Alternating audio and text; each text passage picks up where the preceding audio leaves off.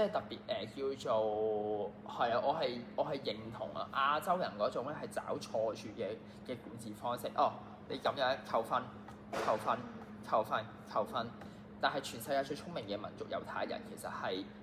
加分、加分、加分，甚至就係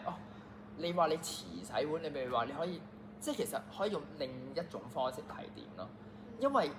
即係好在我覺得我由細到大俾阿哥 train 開嗰種 EQ。如果唔係我都會爆炸，係因為我阿媽嗰種轟炸或者嗰種負面嘅能量傳入嚟，其實好鬼死辛苦。因為我翻工都有大壓力，做嘢都好大壓力。咁當然啦，我都好感恩就係因為我有一個極致嘅 EQ 能力，所以我成日同阿媽講就係、其實你提點係冇問題，但係可唔可以唔好下下一嚟就提點，即係要做好似抱怨啊！即係我之前睇本書《不判斷世界》，就講今日個例子咧，你就會再明白啦。今日我阿媽問我哋去邊度釣蝦，喺邊度出後出，我話 B2，咁我只不過係將 Google 嘅答案話俾佢聽，跟住我阿媽就見到 B2 原來係要過馬路先至去到我哋正話個釣蝦場地，佢就即刻大聲喺度喺條街嗰度都係咁鬧啊咁樣，咁佢最後尾唔係鬧我嘅，佢話只係鬧我 Google，但係喺成條街嘅人嘅角度入面都得一個女人同埋一個佢個仔，佢就不停咁樣鬧，咁其實人哋係唔會覺得佢係鬧緊 Google 㗎嘛，係啦，佢就話你點解唔睇清楚啊？我心諗，即係呢個就係我時同阿媽講喎，大佬，我已經幫你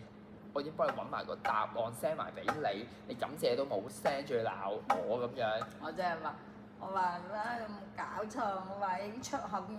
未最仲快 ，A 出口直情又唔使過馬路，一行就係咯。我話最衰嗰個死人 Google 咧，我都有撳嚟睇嘅。佢淨係話荔枝角站行幾多分鐘，佢又冇指明個出口，我唔知你係邊段揾到啦。又冇指明出口，淨係話荔枝角站。咁荔枝角站有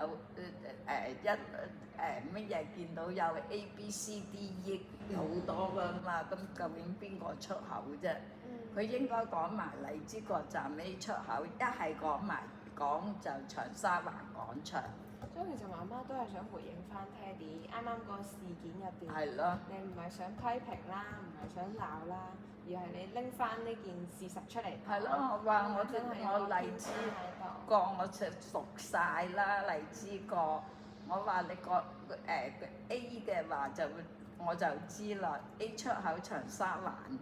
可能我自己又搞錯咗啦，我883我又當咗833，咁所以咧喺 B 出口咧一上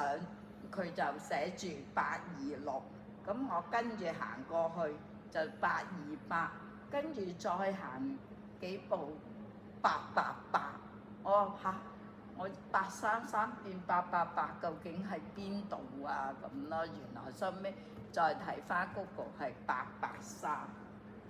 係咯。所以媽媽都其實係好仔細嘅喺揾路方面，咁所以有一啲嘅誤差你就真係會好精準咁啊！呢度有啲誤差唔係咁合理。我就以為佢嚟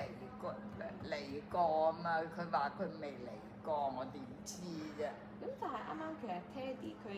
拎呢件事出嚟